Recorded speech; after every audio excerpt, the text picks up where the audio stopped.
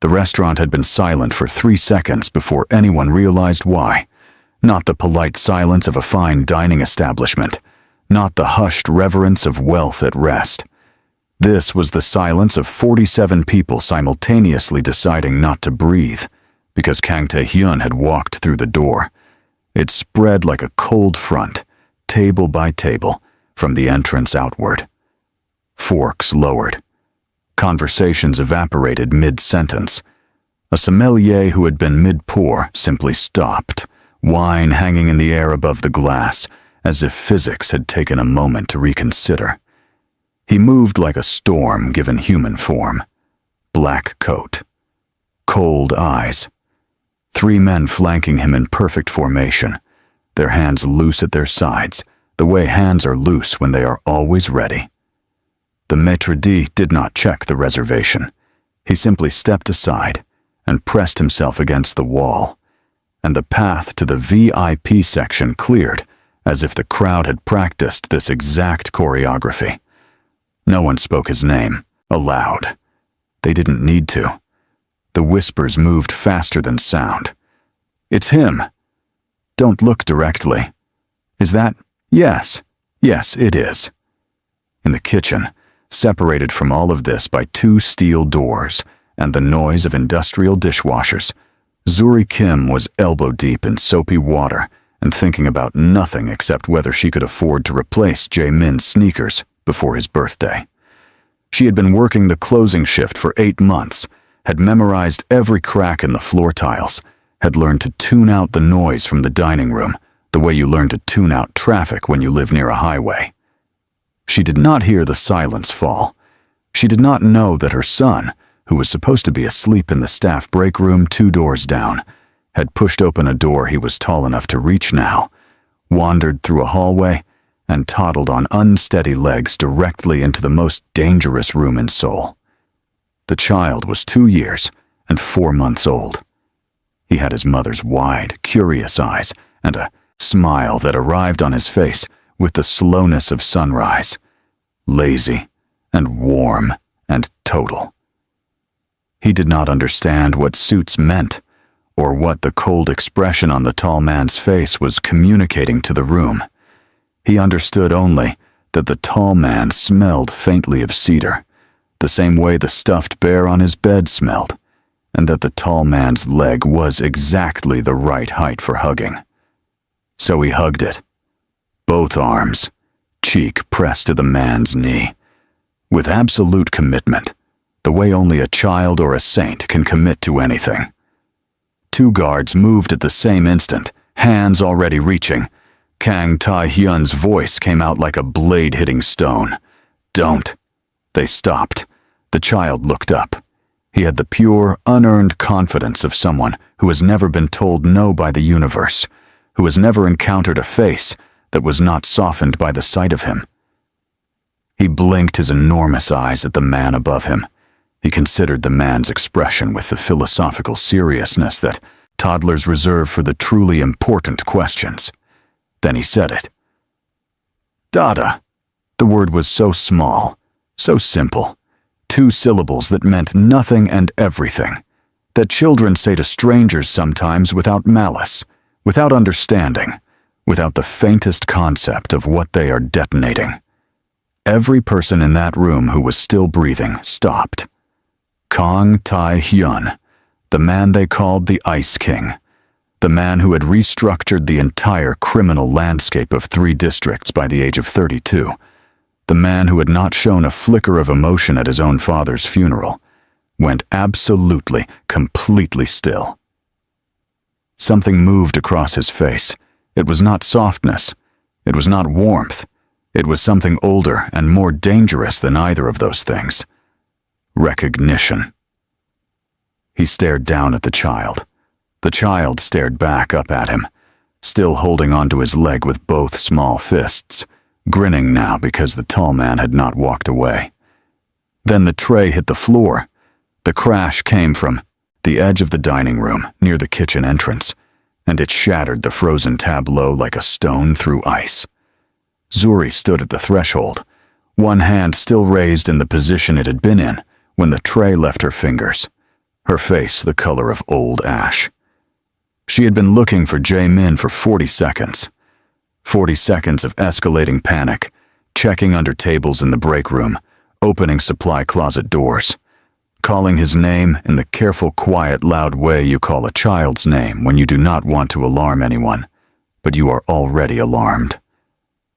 And then she had pushed through the kitchen door and looked across the dining room and seen her son, in his arms. Not in the arms of a stranger, in the arms of a man she had spent 3 years teaching herself to forget. Kang Tae-hyun looked up from the child. Their eyes met across the restaurant. 3 years collapsed to nothing. Every wall she had built, every morning she had woken up and chosen survival over grief, every time she had looked at Jae-min's face and forced herself not to see the man looking back at her. All of it was gone in the space between one heartbeat and the next. She walked forward. Her legs were moving before her mind gave the instruction. Put him down. Her voice came out steadier than she felt. Much steadier. She was proud of it and horrified by it at the same time. Jae-min twisted in what were now, she realized, Tae-hyun's arms. He had lifted the child without her noticing the moment, and the sight of Jae-min held against that chest, looking perfectly content, perfectly unafraid, made something in Zuri's chest tear down the middle. Put him down, she said again, stopping 3 feet away. Close enough to grab her son. Not close enough to touch the man holding him. Tae-hyun looked at her for a long time without moving. The expression on his face was not the one she remembered from their worst moments or their best ones. It was something new, something she had no name for. How old is he? He said. He's not yours to ask about. Zuri. The way he said her name, quiet, controlled, stripped of everything except the word itself, hit her like a physical thing. She held his gaze anyway. Give me my son. Jae-min had twisted to look at her now, his little face bright with the uncomplicated joy of a child who has found his mother in a new place. Mama! Tae-hyun lowered the boy slowly, carefully, until small feet touched the floor. Jo-min immediately ran to Zuri and attached himself to her leg in an almost exact mirror of what he'd done to Tae-hyun moments before. She pressed her hand to his back, kept her eyes on the man in front of her. We're going to leave now, she said. You still haven't answered me. I don't owe you anything. She stepped back. I never did. She turned and walked away. The staff parted around her. No one stopped her. Not even the men who had been reaching for weapons 5 minutes ago, who now stood exactly where they were because Tae-hyun had not moved and had not spoken, and they had learned to read his stillness the way sailors read weather. He watched her go. Then he said, very quietly, to the man on his left, confirm it. 3 years earlier, Zuri had been sitting in a cafe near Hongik University with a coffee she couldn't really afford and a textbook she was trying very hard to understand when someone slid into the seat across from her without asking. She looked up, prepared to be annoyed. She was not annoyed. He was not what she would have chosen if she'd been choosing. Too quiet. Too contained.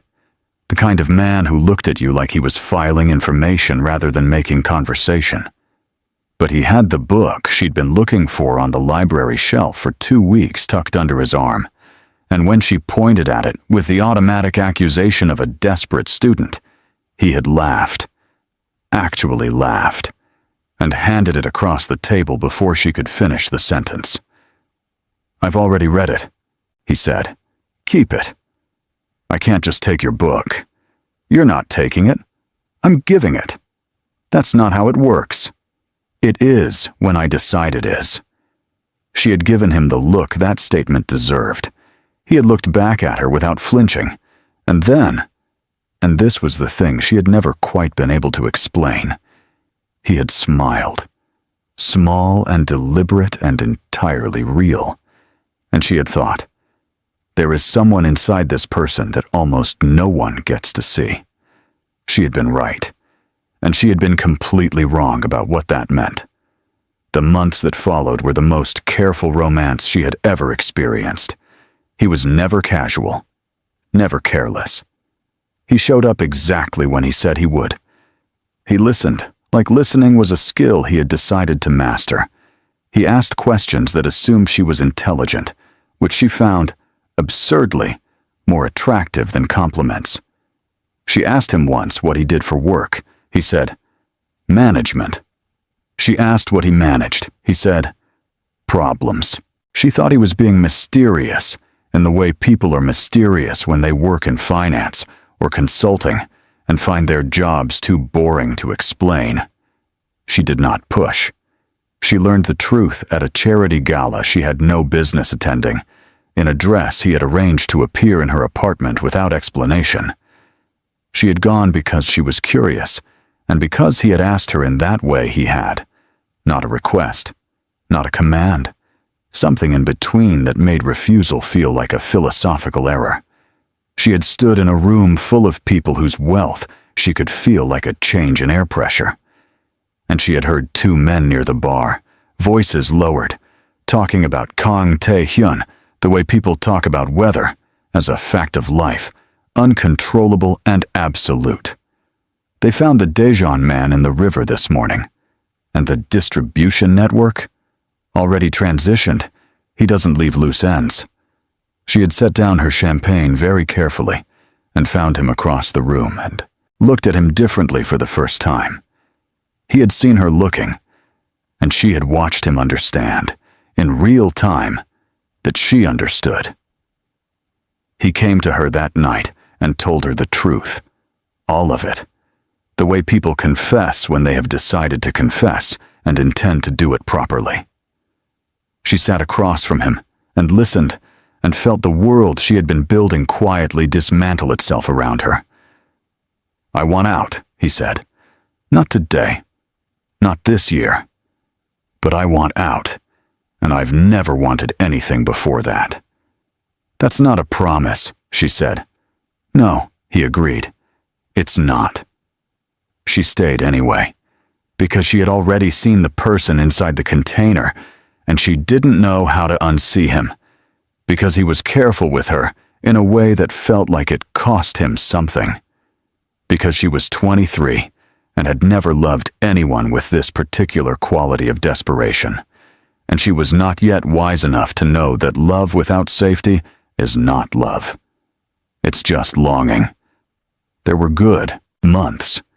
She would always remember the good months, even later, when they became painful to remember. Late nights in his apartment, talking until the city outside changed from night sounds to morning sounds. Him listening to her describe her graduate thesis with the focused attention of a man who found everything she thought genuinely interesting. He never asked her to be less than she was.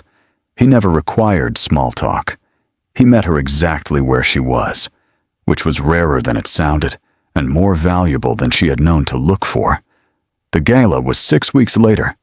Different venue, same crowd, more champagne, and then the sound of breaking glass, and then the specific, unmistakable crack that she had never heard before, but recognized instantly in the animal part of her brain. Gunfire. She ran. Everyone ran. She lost him in the chaos and found a stairwell and pressed herself into it, shaking, listening to sounds she couldn't parse from inside the walls of a building that had suddenly become a place where people were trying to kill each other. She found out 3 days later that he had survived.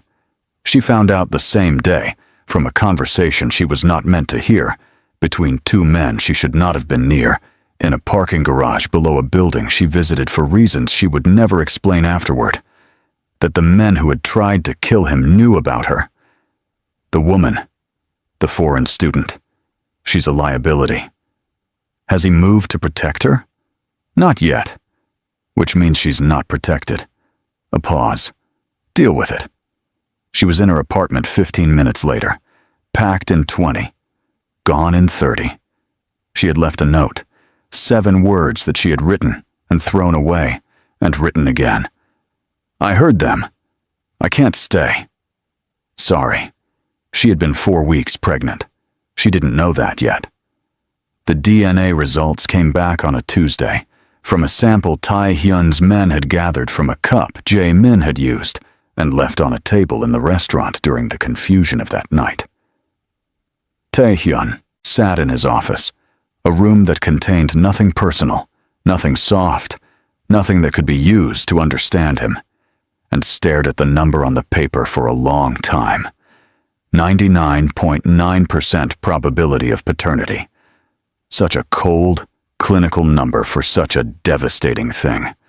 A percentage, as though the universe could be summarized in decimals, as though the thing happening inside him right now had anything to do with probability. He had known from the moment he looked down at the child in the restaurant, from the second those eyes had found his face. But knowing a thing and having it confirmed were 2 different experiences, and the confirmation moved through him in a way he had not been moved in 3 years. He had spent those 3 years in a particular kind of cold. Not grief.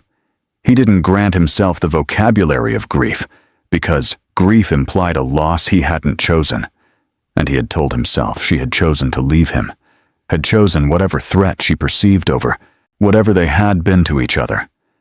He had turned that cold into efficiency. He had run his empire with a precision that frightened people who thought they understood him already. He had not let anyone in. He had not wanted anyone in. He put the paper down and did something he never did. He sat in silence and did not plan. He thought about a child laughing. He thought about a woman's hand pressed to a small boy's back, and the particular angle of protection in the gesture, and the steadiness in her voice when it should have cracked. He thought about a note. 7 words. He had the note still. It was the only thing he had kept. The next morning, without telling anyone what he was doing or why, he arranged for 3 men to maintain a rotating watch around Zuri's apartment building. He had the surveillance cameras in her neighborhood that belonged to a rival's network remotely disabled. He had the restaurant she worked at quietly purchased through a shell company registered under a name that could not be traced back to him in fewer than 40 steps. He did not speak to her. He wasn't ready. He didn't know what he was ready for yet. Zuri noticed the cars on a Wednesday. She had trained herself in the years since she left to notice things. It was the anxiety of a woman who had heard the words, "Deal with it," and understood what they meant, and who had never fully stopped listening for footsteps that didn't belong. So when the same black sedan was parked outside her building on 3 consecutive mornings, she noticed. She went to the restaurant that night and worked her shift and kept watching.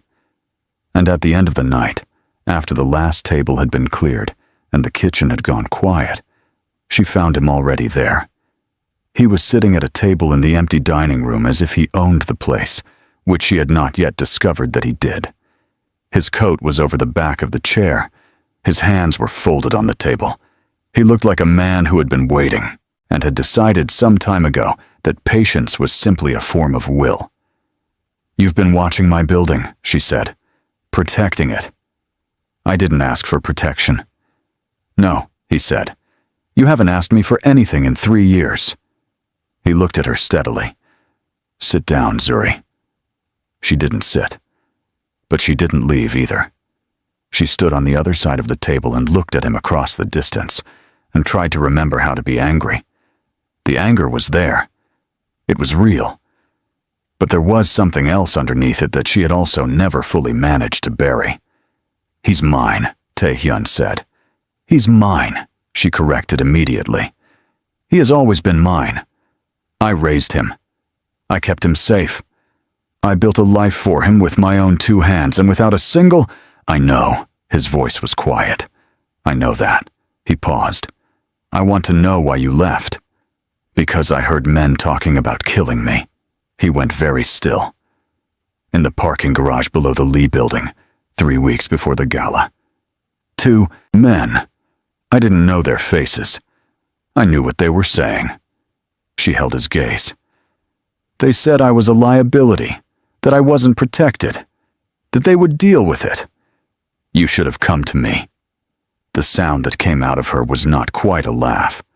I should have come to the man whose world I had just become a target in, to ask him to protect me from his own enemies. With what guarantee, Taehyun? On what basis? On the basis that I would have. I didn't know that. I trusted you as a person. I didn't trust the Empire. I didn't trust what being close to you made me. She finally pulled out the chair across from him and sat down, because her legs were tired, and she was done pretending otherwise. I was pregnant. I didn't know yet, but I was. And I made a decision that I have not stopped making every single day since. That my child would not grow up hunted. That he would not inherit whatever you are. Whatever I am, he repeated without inflection. I'm not trying to hurt you. I'm telling you the truth. She looked at her hands. I trusted the man. I never trusted the Empire. The silence lasted a long time, long enough that she heard the street outside, the distant sound of the city doing what cities do indifferently, unconcerned with the wreckage of any individual human life. Then from behind them, from the hallway that connected to the staff area, came the shuffling sound of small feet. Jae-min appeared in the doorway in his pajamas, dragging his stuffed bear by one arm, his hair pointing in 4 directions, and his eyes at half-mast, in the way of a child who is very nearly asleep, but determined not to be. He looked at his mother. He looked at the tall man. He walked to the table and reached up with his free hand, and with the supreme confidence of a child who has decided where he is going, he grabbed hold of both of their hands at the same time and held them. Neither of them moved. Neither of them breathed. The weight of that small grip, the total, guileless certainty of it, sat between them in the empty restaurant like something that could not be argued with, like a verdict delivered without a trial, like the universe, for once, speaking plainly. She felt Tae-hyun look at Jae-min. She did not look at Tae-hyun looking. She looked at her son's face instead, at the sleepy contentment there, at the way he had decided, without data or history, or any of the information that haunted her, that the 2 people holding his hands were his, and he was theirs, and that was simply the shape of things. She was still fighting it the next morning, but the fight was quieter than it used to be. The call came 11 days later. Tae-hyun's phone rang at 2:14 a.m., and he was awake when it did, because he had developed, in recent years, the soldier's habit of light sleep. The voice on the other end belonged to a man who had been watching Zuri's building.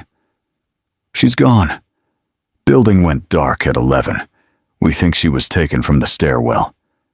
He was already moving. The message arrived on a separate channel 40 minutes later. A warehouse address and 4 words. Come alone. Or else. His men formed a wall between him and the door. Sung-jin, who had been with him longest, stood directly in his path with the particular expression of a man prepared to be hit if necessary. Don't. It's a setup.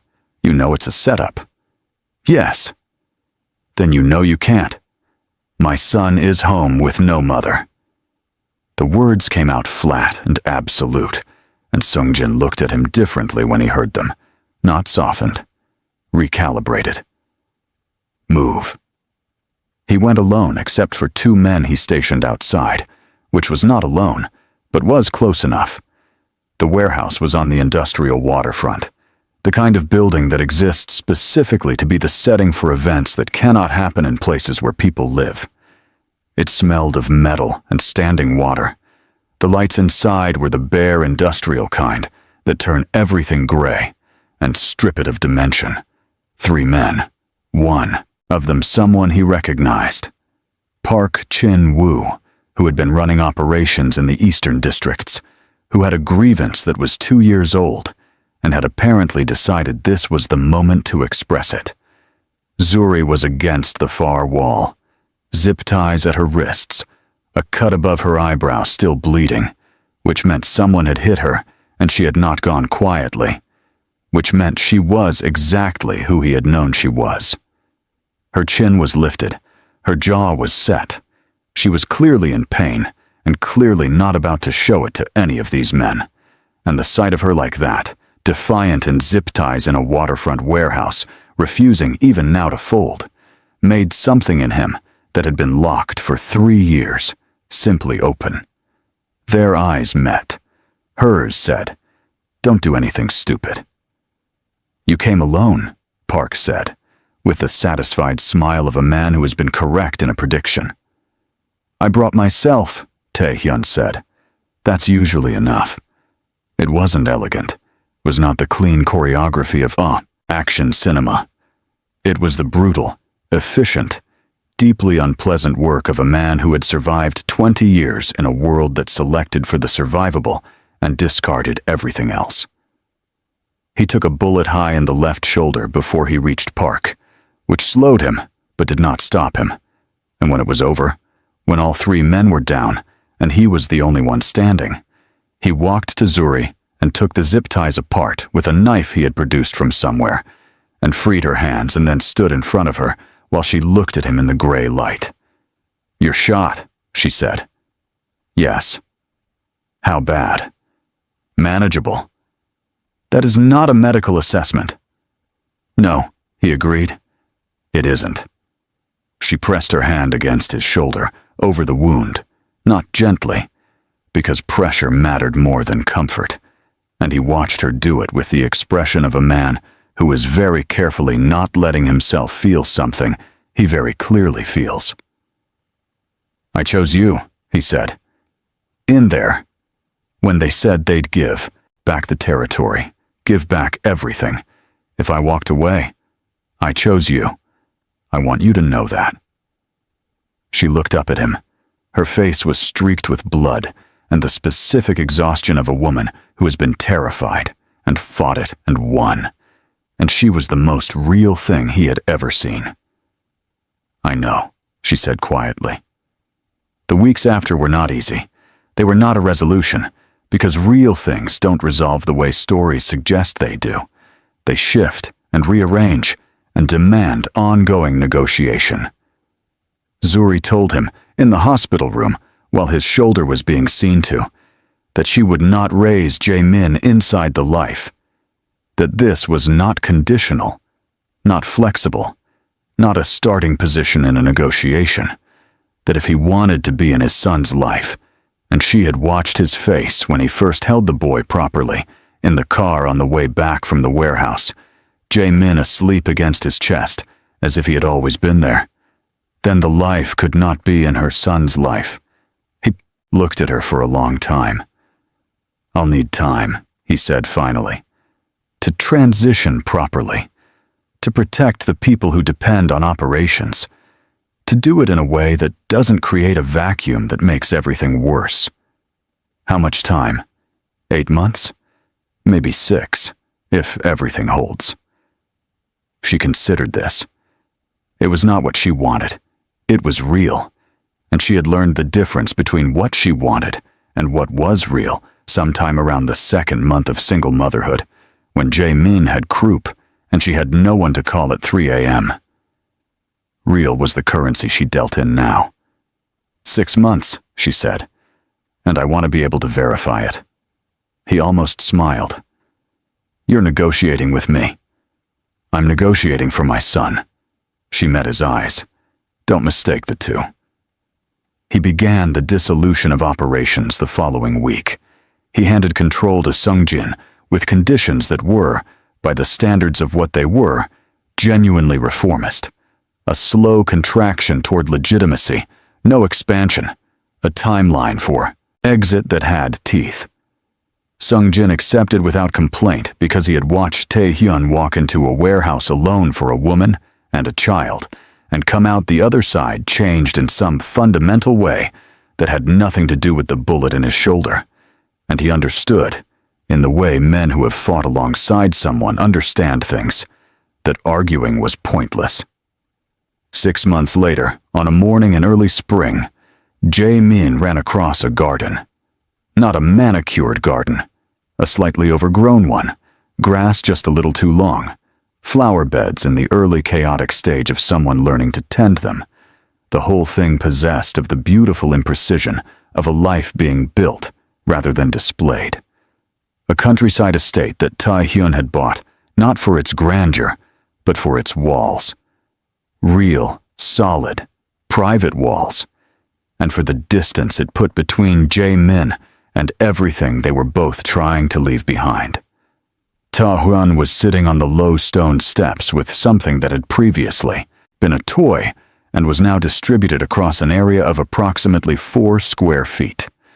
The instructions were in a language he had not expected, and he had decided to proceed without them, which was, Zuri had observed from the kitchen window, going extremely poorly. Jae-min changed direction mid-run with the improvised physics of a toddler navigating open space, oriented toward the man on the steps, and covered the remaining distance at the specific flat-out sprint of a child who has a clear destination and no patience for the interval between now and arrival. Dada! Tae-hyun looked up from the toy components. Something crossed his face. The same thing that had crossed it in the restaurant, the first time, but different now. Less like recognition, more like arrival. The look of a man who has traveled a long distance and is finally, for the first time, standing somewhere he had not known he was trying to reach. He set down the toy. He opened his arms. He held his son fully, properly, with the particular deliberateness of a man who has decided that this is the thing he will be most careful with for the rest of his life, and closed his eyes, and Jae-min buried his face against his father's neck, the way children do when they trust someone completely, when they have never been given a reason not to. In the kitchen window, Zuri watched and felt the last piece of the wall she'd been living behind make its quiet decision to come down. She was still cautious. She would be cautious for a long time. That was not weakness. That was the earned intelligence of a woman who had survived on her own terms, and she did not intend to trade it away for sentiment. But caution and hope were not mutually exclusive, she had decided. A person could hold both. She was holding both now. Later, when Jae-min had been put to bed, and the toy had been either solved or abandoned, she never found out which. Tae-hyun sat beside her on the stone steps and said nothing for a while, and she let him say nothing, because she had learned that his silence was not absence. It was, with him, another form of presence. "I ruled the underworld," he said finally, quietly, to no one in particular, and to her specifically. And he walked up to me in a restaurant and I was gone. All of it. Everything I thought mattered. Just gone. She looked at him sideways. He has that effect. He has your eyes. He has your stubbornness. He looked at her. She looked back. And in the soft evening light of a life they were building out of the wreckage of the one they'd almost had, Kang Tae-hyun, the Ice King, the man who had never bent for anyone, smiled. It was not the small, deliberate smile she had first seen across a cafe table 3 years ago, the one that had made her think there was someone inside this person worth knowing. It was wider, unguarded. The smile of a man who has stopped performing control and started experiencing peace. And Zuri, who had spent 3 years running from the shape of that smile, found that she was no longer interested in running. Later, weeks later, months later, in the slow, accumulating ordinary days of a life that no longer required her to be afraid, she would think about the restaurant, about the tray falling from her hands, about the sight of her son hugging the leg of the most dangerous man in Seoul with the complete serenity of someone who simply did not know he was supposed to be afraid. She would think about how Jae-min had known something before either of them did. Children carry no scar tissue. They reach toward warmth without calculating the risk. And maybe, she thought, watching Tae-hyun push her son on a rope swing he had built badly and fixed 3 times before getting it right, maybe that was the only wisdom that actually mattered. The underworld had its Ice King. Jae-min had his father. And that, all of that, and every quiet day after, was enough. If this story moved you, hit that like button. It genuinely helps more people find it. Subscribe so you never miss a new story. There's a new one every single week, and you do not want to miss what's coming next. And drop a comment below. Tell me which moment hit you hardest. Was it the restaurant, the warehouse, or the garden at the end? I read every single one.